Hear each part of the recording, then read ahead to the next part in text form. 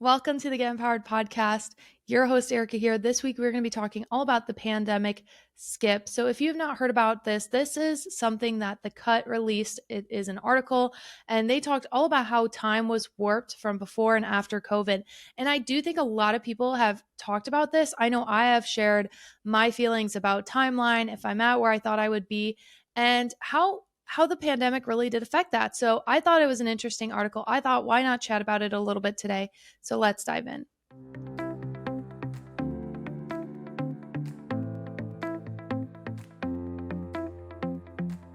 Welcome to the Get Empowered podcast. My name is Erica Vishkalis, and I am a mindset mentor, personal development junkie, holistic health advocate, and lover of all things spiritual. At the Get Empowered podcast, I'm here to help you overcome limitations, step into your power, and create your dream life. I've spent the last several years healing my mind, body, and soul, and have learned so much along the way. From healing trauma to navigating a sober lifestyle and learning how to step into my personal power, it has been transformational. If you're looking to heal, to be inspired, to uplevel your life, and to become the most empowered version of yourself, you've come to the right place. I created this podcast to help you know you are worthy of rewriting your story, to help you navigate your own empowerment journey. You are worthy of living your most authentic, aligned, and inspired life, and I can help you get there. Whether you are diving deep into personal development or just need a weekly pick-me-up, I've got you covered. Thank you so much for pressing play today. I cannot wait to transform together. Let's get empowered. Welcome to the Get Empowered podcast. Your host, Erica, here, and I am so excited for this week's episode. It's going to be a fun one, so let us dive in. First, what am I currently loving? Well, I'm loving lots of things, lots and lots of things. One thing I am currently loving, and it is silly, is this Taylor Swift, Travis Kelce potential relationship situation. Let me tell you, I'm not someone, well, you know what? Fuck it. Yeah, sure. Call me a Swiftie. I wouldn't say I'm obsessed. I don't analyze every single detail of her life. I don't know everything about every relationship she's been in. But let me tell you that the concept of T Swift being with this like huge football star who seems to talk her up and like praise her and just show her off, I love. I love it. And some people may be like, why? Why do you give a fuck? Well, she was recently just got out of a long-term relationship where the guy basically wanted to hide away from the world.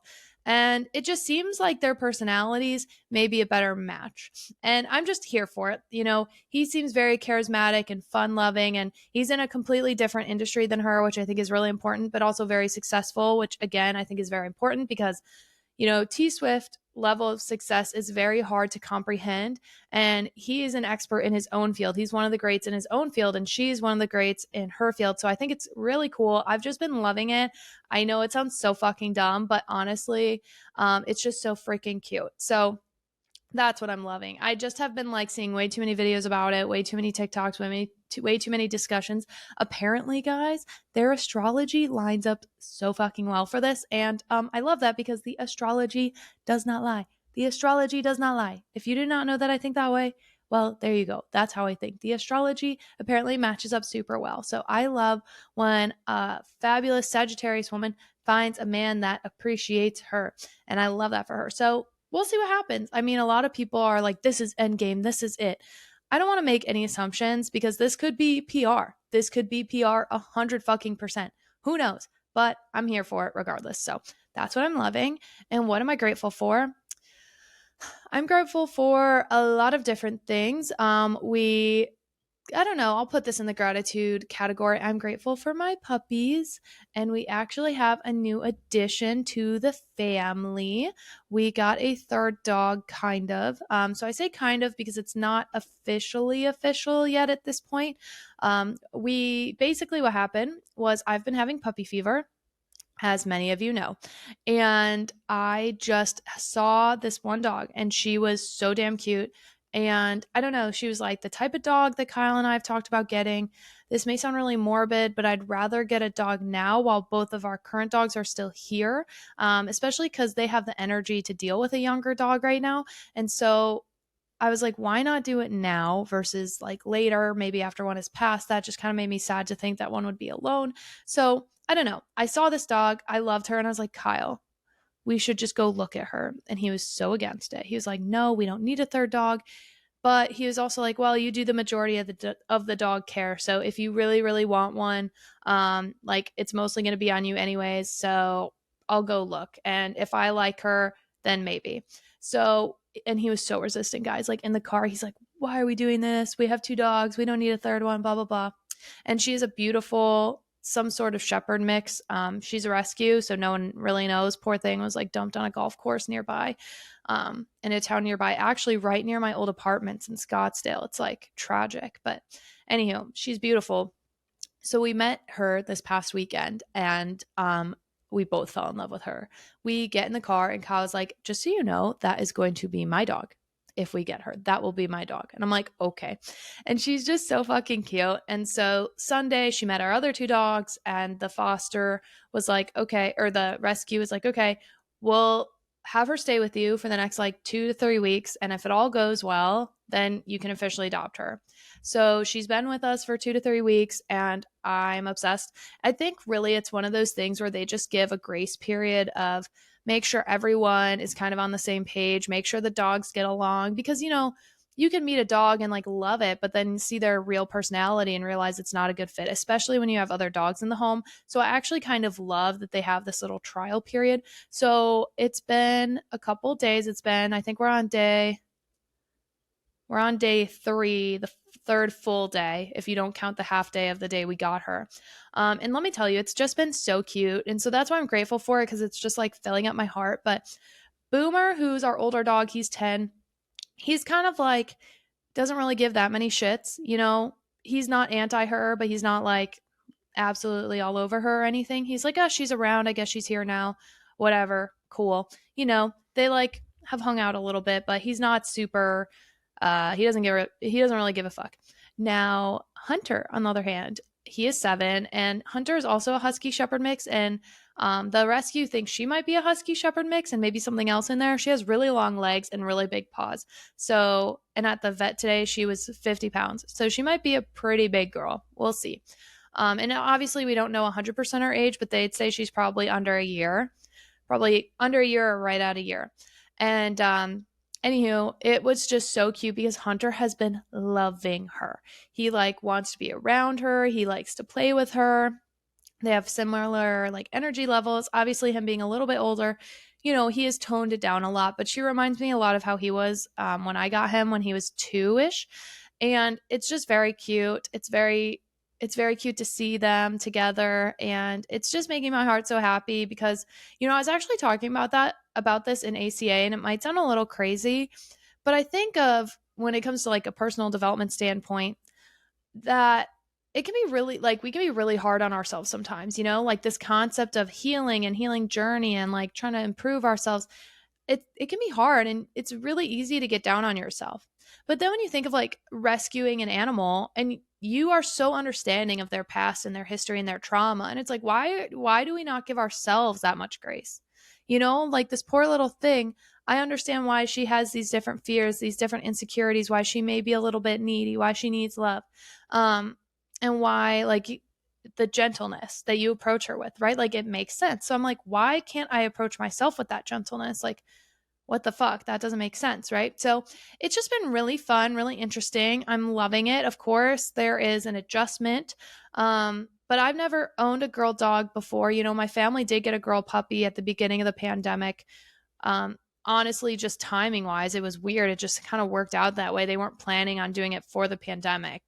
They actually had already planned to get a puppy. And then the day before everything shut down was like when they were going to get her. It was kind of crazy. So they did. And then, we raised her, and it was cool. But like she wasn't my dog, though I love her. She's great.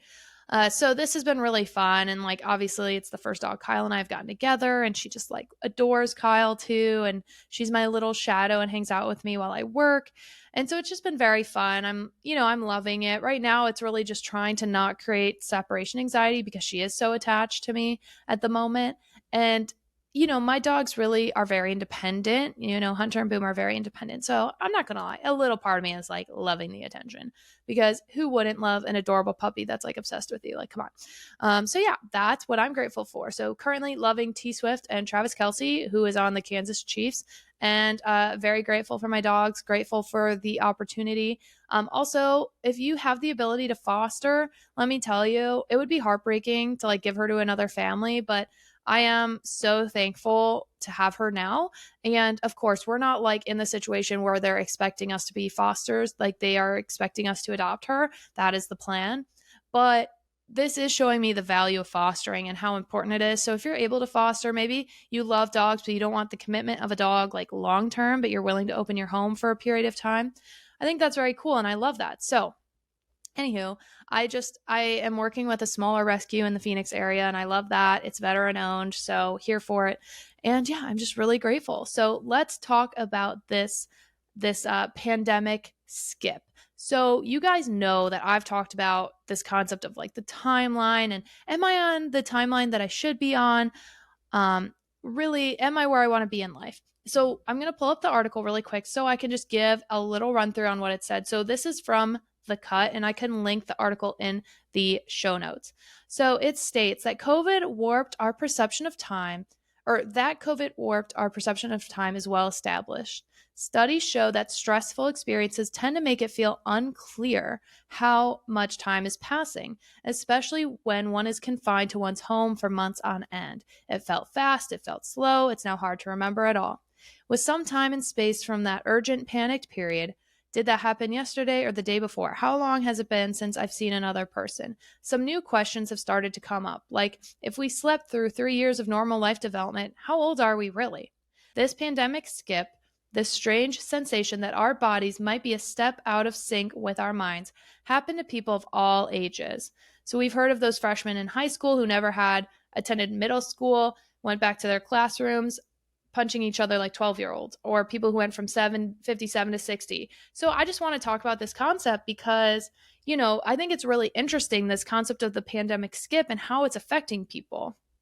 And so, we went from being confined to our home to just going back to the office, going back to parties. And it talks in this article how, she went from being like going out all the time to then all of a sudden not. And a lot of her friends at the time all like shacked up with their partners. And when they came out of the pandemic, there was a lot of like weddings to attend, a lot of people who had gotten like very serious with their partner. But at the same time, I think there's also like, let's just be honest here, a lot of divorces in the pandemic. Kyle was one of them. A lot of big life changes. I had a relationship end during the pandemic. And I just think that the pandemic affected everyone differently. And this concept of did we lose 3 years of our life? It's something to think about, especially when maybe you're hard on yourself about your timeline. So I'm going to like take you through my little pandemic experience. Essentially, when the pandemic started, I was a fellow at the University of Michigan and all of a sudden shit just shut down. So we lost like about a third of our fellowship experience, which was really sad. I'll be honest, like it broke my heart that I missed some of the normal things.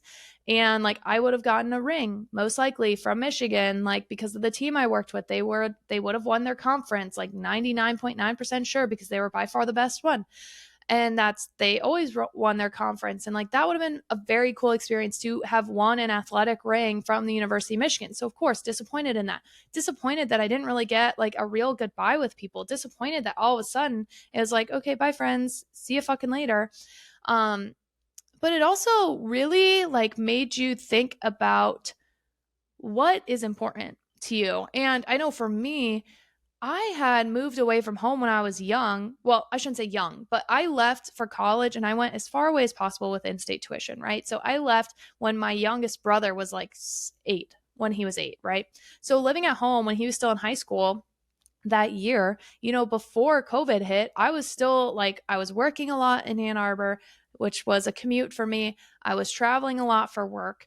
And so all of a sudden being forced to be home, even though it was hard, I was like, I haven't had this much family time in a long time. And, it was before some of the drama happened in my family. So it was really fucking nice. Like, it was really nice to see people. It was really nice to spend time with my brother, with my mom, with my dad, with these people that are like, I haven't lived in the state or in the area in fucking years, right? Like, I've lived far from home pretty much since like 2012, right? Which is when I went to college. And so it was really nice to have that time. But at the same time, I think my experience is definitely different than other people. So I guess let me just keep going. So once my fellowship ended, because it did end in June of 2020, I was very fortunate and I had actually already lined up a job. So I had about a 2 week break between jobs. And that's when I moved to Arizona, not knowing anyone.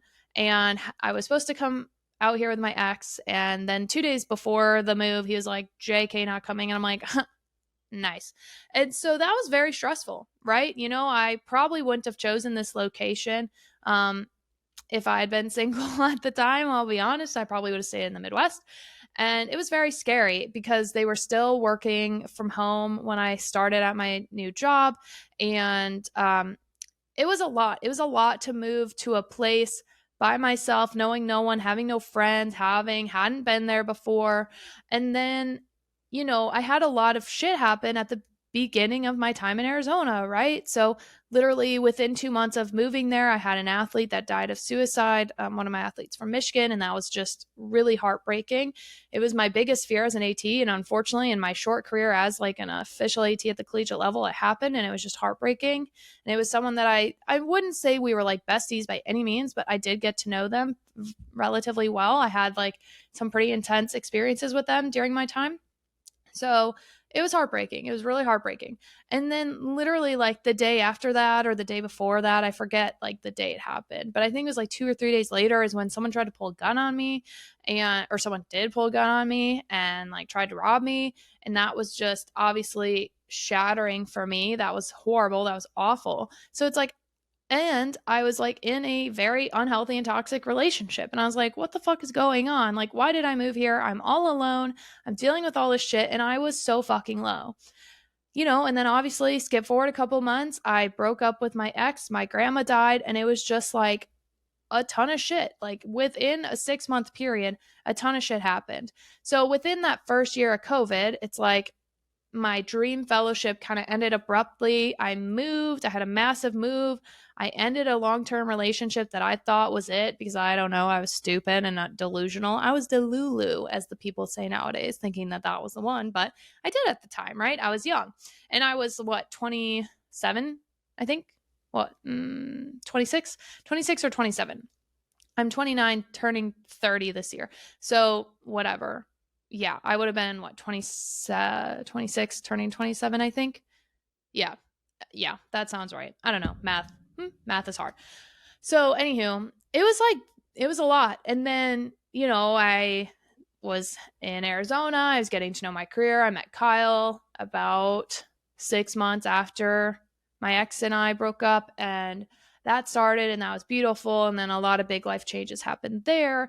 And I moved in with him. And then all the shit happened with my family, like 8 months later. And it was just a lot. Like, I had a lot of big changes. Like, I've had so many big changes. Like, my life from the beginning of the pandemic to the quote end of the pandemic massively changed. Now I'm no longer in athletic training. I mean, technically I'm an athletic trainer, but I wouldn't call myself in athletic training by any means, right? And I changed careers. I made a whole new group of friends. Like, I have a whole new life out here. And, you know, some people are like, where did my life go? And I think I have a little bit of a different experience because I had a lot of change. A lot of people, I think, felt very stagnant and feel very behind. I personally do not feel that way. I made a lot of massive changes during that time. I also moved to a state that was a lot more free. You know, Michigan was very, very shut down. When I was living there, it was like very, very shut down. You know, they had strict regulations. And then Arizona, I will say the first month I was there, they had started to shut down more again. But I'll be honest, Arizona I know was a lot less strict than other places. So I did feel some sense of freedom, but my job itself was very strict. And then dealing with all the COVID protocols at work, that was hard. And it was hard because my first job as a full-time AT was like in this weird new circumstance. And like athletic training at the collegiate level, like COVID changed a lot. You basically ended up becoming these kids' babysitters. Like, you were responsible for all these things that you did not learn in school. And it just fucking sucked. It fucking sucked. That's why I didn't last. I got burnt out and I fucking hated my life. I was tired of being like, who did you hang out with? Who have you been around? Blah, blah, blah. Like, babysitting fucking college age kids and being like, listen, I know the pandemic isn't really happening anymore, but guess what? We still got to follow these bullshit rules. And like, now your season is shut down. Like, my whole team, like, ruined their own fucking season because they couldn't keep it together. And like, that sucks, but that's life. And so for me, am I where I thought I would be at this age? No. Do I feel like I lost those years though? No. But I think it's because it's how I approached it. And so, what I'm going to say to that is, I do think it really shows like how you handled the pandemic, and this pandemic skip concept, I think really does show how you handle challenge and how you handle difficult things and difficult experiences. Because, like, for me, I had a lot of shit happen, right? Like, I had some of my lowest moments ever happen in that time period from like 2020 to 2022, 2023. But I'll be honest, I also had some of my best and my highest and my like loveliest moments in that time period as well. And so I really think it just shows that you can take these challenges and make it a fucking opportunity. Okay, you can make it an opportunity to do more. You can make it an opportunity to allow you to grow. Like, this is where I really dove into my manifestation journey, my spiritual journey. It's when I started learning more about astrology and the moon and all these other things. And I feel like the pandemic was the exact reset I needed. I thought for me the pandemic was a big purging of things and of experiences, and a big purging of like letting go what no longer served me, and it made room for the new to come in. But I know that a lot of people did not feel that way and did not have that experience. And so, what I thought was interesting about this article was how so many, sorry, I dropped my phone that has the article on it, but how people were talking about how it warped their perception of time. And how old are we really? Like, am I, like, I don't see myself as someone who is still 27. No, like, I am about to be 30. I will be 30 in a handful of months. Like, my birthday is early December. And I'm like, yeah, this is my last year of my 20s. Okay, that happens. It's interesting. It's one of those things where, you know, I don't think, people, I'm just skimming the article right now. People are talking about how they want to make up for lost time. I never saw it that way personally. I'm like, I'm not making up for lost time because, I mean, maybe my situation is just, well, my situation is different. Everyone's situation is different. But I don't feel like I'm having to make up for lost time, because for me, I'm like, I'm glad everything happened the way it did, even though it was difficult, right? Like, I let go of the old, made room for the new. I stepped into my true, authentic self. I stepped into a new role for myself. I let go of the things that were no longer serving me. And I used it as an opportunity for growth and for change. Like, why the fuck not move? Why the fuck not let go of what is hurting me? And like, why not really dive into my own healing journey? I think one thing I have learned though is I just really learned to enjoy my downtime, my alone time, my solitude. Now, of course, I miss it. Like, sometimes Kyle works nights, and I'll be honest, it's like a double-edged sword. Of course, I miss him, right? Like, of course I miss him. I like, it's hard working a long day and then like not seeing him at the end of the day. Especially because usually for him, it's just not necessarily that he didn't work during the day. It's just that they're fucking making him work like an absurdly long day. Like, he worked like 17 hours yesterday. It's crazy. To me, that's like so long. I haven't done that since like a football game day. Those are long days in the athletic training world. But anywho, it's just like, for me personally, I don't feel like COVID made me feel stuck in time, but I do want to say that if you feel that way, that's valid. And so I would just kind of look at, how am I feeling now that we're kind of, quote, getting back to normal? I think the pandemic has been long over. I know I just had COVID, but I don't necessarily think it's something that is that it's going to go away. It's not going to go away. Like, the COVID is now part of like our world. Like, you get the flu, you get COVID, you get strep, like, what the fuck ever. It is what it is. And maybe people won't like that I say that, but I don't think it's a big deal per se. Like, it's just another illness that we have to deal with and that we have to be precautious of.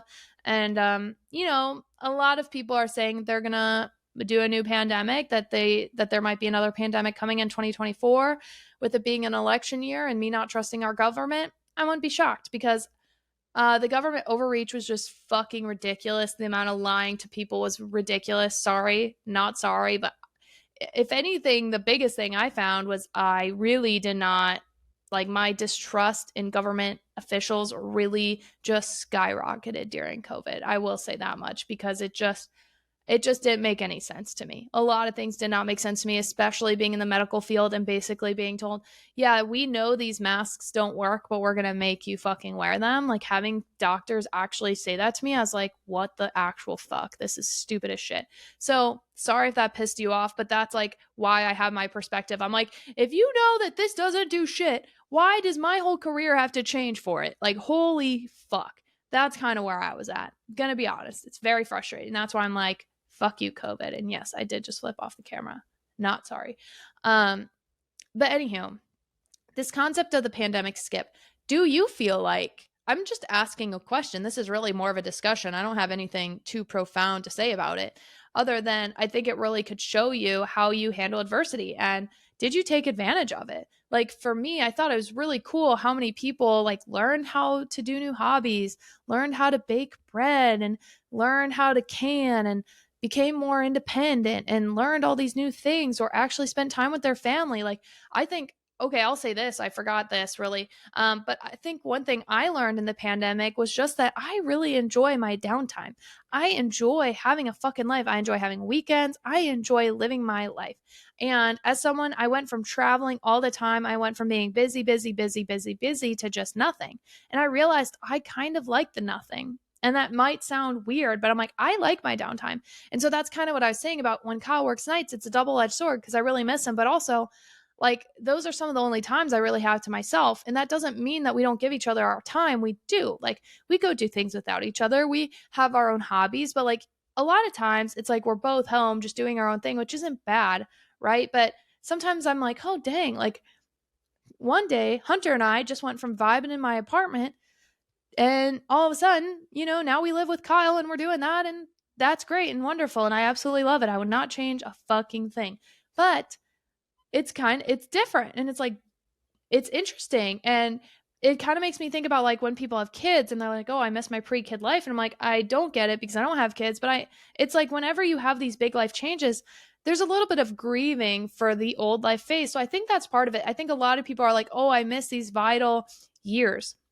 And maybe that's so. I think for me, I don't think the pandemic changed a lot in the sense of, um, it didn't change a lot in the sense of I still probably would have gotten a job, right? Because my fellowship would have ended with or without the pandemic, and I would have needed a job with or without the pandemic, which meant I probably would have needed to move with or without. Now, how far away I would have moved, who knows? Maybe I wouldn't have had so much time to reflect and realize like this deep work I needed to do on myself, because in the pandemic is when I started doing ACA, right? So there was a lot of like really, really positive changes that I'm really grateful for. But I just want you to think about, have you accepted that we had these couple years of our lives that were really difficult? But you know what? This might not be a popular thing to say. I feel like every generation has something similar, right? Like, so many different generations have these big challenges that are like thrown their way. I mean, I would say our parents had the '08 recession, and our grandparents like had other things happen in history, wars. Like, we haven't really had, like, we have had a war. I don't want to say we haven't had a war. I have a lot of friends that have gone overseas and fought, but I feel like we have had a lot of big things, but I'm thinking of like the older generations where like World War II like stopped everything, it seemed. It's what made like women go in the workforce and blah blah blah blah blah, right? And so to me, I'm like, this is just the generation defining event for like us millennials. Specifically, you could say Gen Z, Gen X, like all these different groups of people. And so, do you think that the pandemic skip affected you? I would argue that for me it didn't. I think I would be um thinking this regardless, because I don't think that this has changed. I don't think the pandemic really changed my timeline much. I think that, yes, I'm not where I wanted to be at this point, but I think I'm where I need to be. And I think that's a very powerful statement to make. Maybe I'm not where I wanted to be, but I am where I need to be. So I do recommend you kind of think about that. Is that maybe a mindset shift you need to make of, maybe I'm not where I quote wanted to be, but I am where I'm meant to be, and everything happens for a reason. I'm a big believer in that. So I'm going to link the article. I recommend you read it. I would love to hear your thoughts. I will put a little Q&A on the Spotify if you are on Spotify, or if you're on YouTube, please comment your experience below. So now let's pull a chakra card. Okay, this is an interesting card. Okay, so we pulled the inner strength card, which is going to be connected to your solar plexus chakra, which I believe is going to be a citrine crystal. Let me double check my book because I don't want to tell you the wrong thing. Solar plexus. Yes. So a citrine crystal is going to be the recommended crystal when it comes to the solar plexus chakra. So how I'm reading this card, especially with today's topic, is, are you tapping into your inner strength? This is a reminder that it's time for you to call on your inner strength. You have the ability to deal with anything the universe provides you. You have the ability to deal with anything that the universe puts in your path. So how fucking powerful is it that we just pulled this card? Right? We just talked about a very challenging period of time in many people's lives. And did you tap into the strength? Maybe you need to tap into the strength now. Maybe you are someone that is feeling that pandemic skip, feeling stuck, feeling like you're not where you want to be. Well, this is your sign from the universe that you have the strength, you have the ability to get where you want to go, to create the version of yourself that you want to be, to create the universe that you want. You have the power, and the universe has your back. Your guides have your back. Your ancestors have your back. So do not give up on yourself. Just keep trucking along. I believe in you. I know you can do it. So this is your reminder to tap into your solar plexus chakra and think of, what do I need to let go? What is bringing me down? What is impacting my personal strength, my inner strength?